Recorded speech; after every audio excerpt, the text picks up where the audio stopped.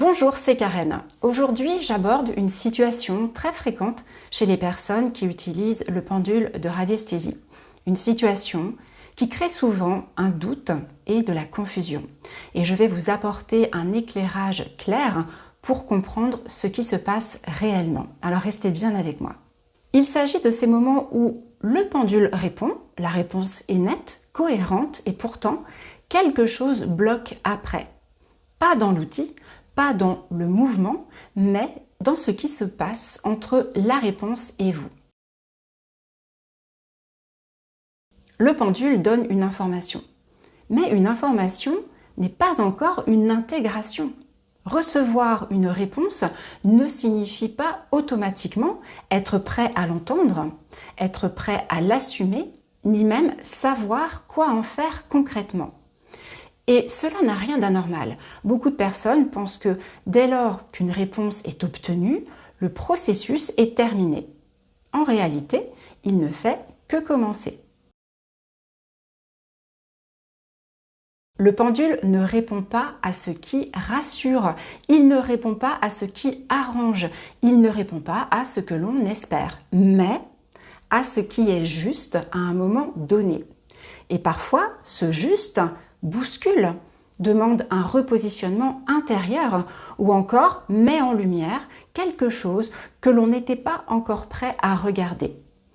Quand il y a un inconfort qui apparaît après la réponse au pendule, ce n'est pas une erreur dès lors que le pendule a été utilisé dans les bonnes conditions. C'est souvent le signe que la réponse vient toucher quelque chose à l'intérieur de vous. Le mental, l'émotionnel ou un angle de perception qui demande à évoluer. Et c'est l'une des raisons pour lesquelles j'ai créé il y a déjà plusieurs années une formation complète autour de la radiesthésie. On y apprend à utiliser le pendule dans le cadre d'une pratique structurée, claire et autonome pour traverser ces passages avec plus de stabilité et de discernement. Il arrive aussi que la question soit bien formulée sur le papier, mais posée depuis un endroit intérieur qui ne permet pas encore une lecture juste.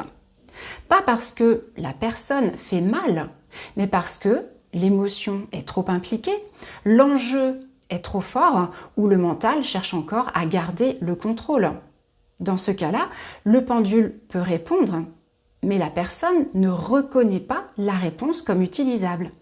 L'émotion, l'enjeu important et un mental trop contrôlant sont des points essentiels à prendre en compte lorsque l'on souhaite utiliser son pendule. Si vous vous reconnaissez, vous savez que dans ces situations, on doute, on questionne à nouveau, on vérifie encore et encore et encore et on finit par tourner en rond.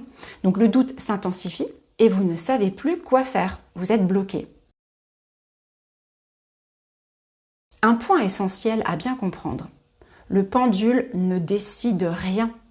Il ne peut pas décider puisqu'il ne fait que refléter une information déjà présente en vous ou que vous captez naturellement autour de vous.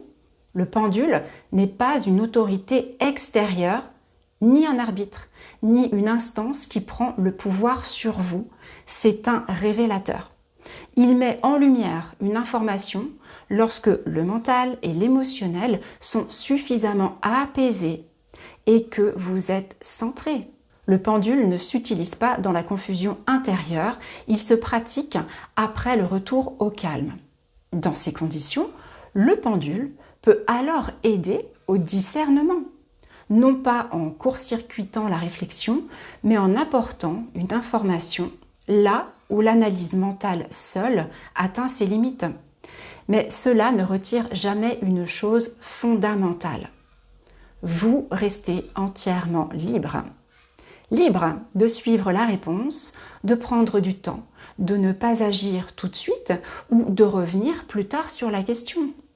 La réponse peut être là, mais l'acte, lui, vous appartient toujours.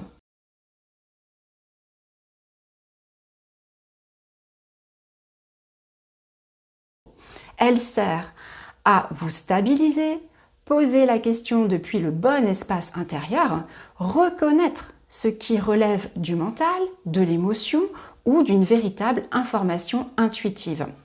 C'est là que les réponses deviennent réellement utilisables et surtout fiables dans le temps.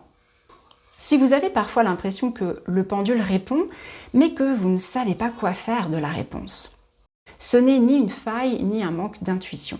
C'est simplement le signe qu'un cadre plus solide est nécessaire pour que vous puissiez passer à l'étape suivante.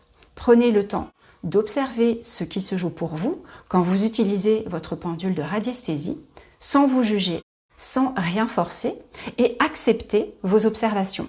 Et bien entendu, vous savez qu'il est toujours possible d'améliorer votre pratique si besoin. Je vous remercie pour votre écoute, je vous dis à bientôt.